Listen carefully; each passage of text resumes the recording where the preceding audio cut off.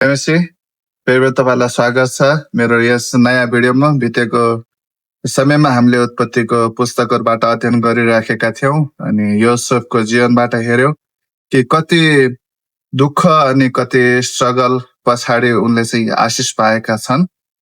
आज हामी एउटा नयाँ पुस्तकतिर जानेछौँ, प्रस्थानको पुस्तकतिर। प्रस्थानको पुस्तक भन्ने बित्तिकै प्रस्थानको अर्थ कुनै ठाउँतिर, कुनै ठाउँलाई छोडेर नयाँ ठाउँतिर जानुलाई है, त्यसलाई चाहिँ हामी प्रस्थान भन्ने गर्दछौँ। कतिपय अवस्थामा हामी भन्ने गर्छ प्रस्थान गर्नुहोस् भनेर अथवा यस ठाउँमा जानुहोस् भनेर है। अनि यो प्रस्थानको पुस्तकमा हामी हेर्छौँ, यो प्रस्थानको पुस्तकलाई चाहिँ प्रस्थान किन भनियो त हामी हेर्दछौँ भनेदेखि है, यसमा एउटा मात्रै प्रस्थान हामीले विशेष गरी अहिलेसम्म हेर्ने गरेका छौँ है। इजरायलीहरू चाहिँ त्यो मिश्रको दासत्वबाट चाहिँ कनान देशतिर गइराखेका छन्, तर यहाँ धेरै प्रस्थानहरू अथवा धेरै यस्ता कुराहरू छन् जुन कुराहरू छोडिएर अनि कुनै नयाँ ठाउँतिर गइएका छन्। हामी सुरुबाट यदि हामी हेर्छौँ भनेदेखि मूसाले चाहिँ आफ्नो त्यो राजमहललाई छोडेर चाहिँ उनी चाहिँ कनानतिर है, इजरायलीहरूलाई कनानतिर चाहिँ प्रस्थान गर्न, उनीहरूको अगुवाई गर्न लगेका छन् है। अनि त्यो ठिक त्यसै गरी नि जब मूसा सानै हुन्छन्, उनका आमा बुवाले उनलाई एउटा नयाँ स्थानतिर प्रस्थान गराउँदछन् है, छोडिदिन्छन्। अनि ठिक त्यसै गरी नै मूसाले सिनाईको त्यो जब हामी हेर्छौँ भनेदेखि त्यो मैदानलाई छोडेर चाहिँ सिनाई पर्वततिर गएका हुन्छन्। धेरै यस्ता कुराहरू छन् यस प्रस्थानको पुस्तकमा जुन छोडिएका छन् अथवा कुनै ठाउँतिर गइएका कुराहरू हामी हेर्दछौँ। अनि प्रस्थानको पुस्तक जब हामी हेर्छौँ भनेदेखि परमेश्वरले फेरि एउटा ठुलो भिडलाई, एउटा ठुलो समूहलाई माया गरेर र डोर्याउन लागेको कुराहरू हामी हेर्दछौँ। 10 आज्ञाका कुराहरू हामी यस प्रस्थानको पुस्तकमा हेर्दछौँ। मूसाको जीवनमा जब हामी हेर्दछौँ भने यस पुस्तकमा उनी एउटा राजघरानामा हुन्छन् है।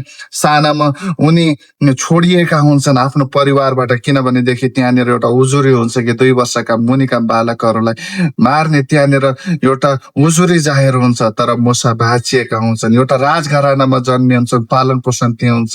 40 वर्षसम्म उनी त्यही राजघरानामा बस्छन्। तर जब उनी हेर्छन् कि आफ्नै मानिसहरू हेला भएको उनीहरू हेर्छन्, तब त्यो राजघराना उनले छोड्छन् है। र उनी इजरायलीहरूको लागि है, आफ्ना मानिसहरूको लागि बोल्नका लागि उनी तयार हुन्छन्। 40 वर्षको यसो आरामलाई, उनले जिन्दगीलाई छोडेर उनी अब चाहिँ 40 वर्षसम्म मिद्यान मरुभूमिमा बस्छन्, परमेश्वरको उपस्थितिलाई बुझ्छन् र उपस्थिति बुझिसकेपछि उनलाई परमेश्वरले अगुवाई गर्नुहुन्छ कि अब चाहिँ तैँले आफ्ना मानिसहरूलाई यहाँबाट निकालेर लग्नुपर्छ है। अनि ठिक त्यसरी नै विभिन्न परिस्थितिहरूमा भए तापनि परमेश्वरले मूसालाई निरन्तर आशिष दिइराख्नु भएको छ। कतिपय अवस्थामा मूसा एकदमै निराश हुन्छन्, किनभने यो लाखौँको भिड, झन्नै हामी हेर्छौँ भने 25 लाखदेखिको सेरोफेरोमा भिड त्यहाँनिर छ। त्यसलाई परमेश्वरले मूसाद्वारा अगुवाई गर्नुहुन्छ। यदि मूसाले त्यो राजघरानालाई नछोडिदिएको भए त्यति ठुलो घरानालाई उनले अगुवाई गर्न सक्नुहुन्थे। हामी हेर्दछौँ कि बाइबलमा एउटा असल लिडर भनेर मूसालाई चिनिन्छ है। प्रिय, आज ठिक त्यसरी नै तपाईँको र मेरो जीवनमा कतिपय अवस्थामा हामी हेर्छौँ कि मैले यो कुराहरू छोड्न मलाई गाह्रो भएको छ, मलाई त्यो कुराहरू छोड्न गाह्रो भएको छ, यो कुरामा नै मलाई राम्रो भएको छ कुराहरू हामी हेर्दछौँ। प्रिय, तर जब हामी परमेश्वरको कुरा हेर्छौँ भनेदेखि, जब हामी परमेश्वरको उपस्थितिमा कुनै कुराहरूलाई है, परमेश्वरले हामीलाई यो ठाउँमा जा भन्नुहुन्छ भनेदेखि हामी त्यो ठाउँमा जानुपर्छ। हामी त्यही ठाउँमा समेटिएर बस्ने हुन्न। जब हामी समेटिएर बस्छौँ भनेदेखि समेटिएका कुराहरू मात्र हामी इर्द गिर्दमा हुन्छ। तर परमेश्वरले तपाईँलाई आशिष दिन चाहनुहुन्छ। प्रिय, परमेश्वरले तपाईँलाई प्रशस्तताको आशिष दिन चाहनुहुन्छ। जसरी परमेश्वरलाई मूसालाई चाहिँ यति लाखौँको भिडलाई अगुवाई गर्ने मानिस बनाउनु, आज परमेश्वरले पनि तपाईँलाई त्यो लाखौँको भिडमा आशिषको कारण बनाउन चाहन्छ। प्रिय, मात्र आफ्नो सुख, आफ्नो जुन विलासितालाई है, आफ्नो दैनिक जीवनको सुखमय जीवनलाई कतिपय हामी समातेर राख्छौँ, तर आज हामीले त्यो कुराहरू लाई छोड्नु पर्छ। आज त्यो जीवनको लागि परमेश्वरले तपाईँलाई के भन्दै हुनुहुन्छ? छोड्नु पर्छ कि समाति राख्नु पर्छ?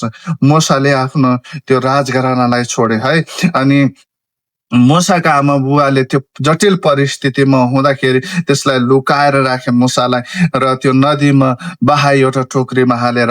अनि त्यस पछाडि इजरायलीहरूलाई बेला बेलामा विभिन्न कुराहरूको समस्याहरू आइपर्थ्यो, तर मुसाले परमेश्वरसँग माग्थे। प्रियो, आज तपाईँ पनि कतिपय अवस्थामा कुराहरूलाई कतिपय छोड्नुपर्छ है। कतिपय ठाउँमा तपाईँ अन्यत्र ठाउँमा प्रस्थान गर्नुपर्दछ। कतिपय तपाईँले त्यो कुराहरू अँगाल्नुपर्छ, कतिपय कुराहरू तपाईँले छोड्नुपर्छ। विचार गर्नुहोस्, परमेश्वरले आज तपाईँलाई एउटा ठुलो भिडको अगुवाई गर्नलाई यस संसारको नुन र ज्योति हुनलाई बोलाउनु भएको छ। आमेन। परमेश्वरले तपाईँहरू सबैलाई आशिष दिनुभएको होस्। जय मसीह।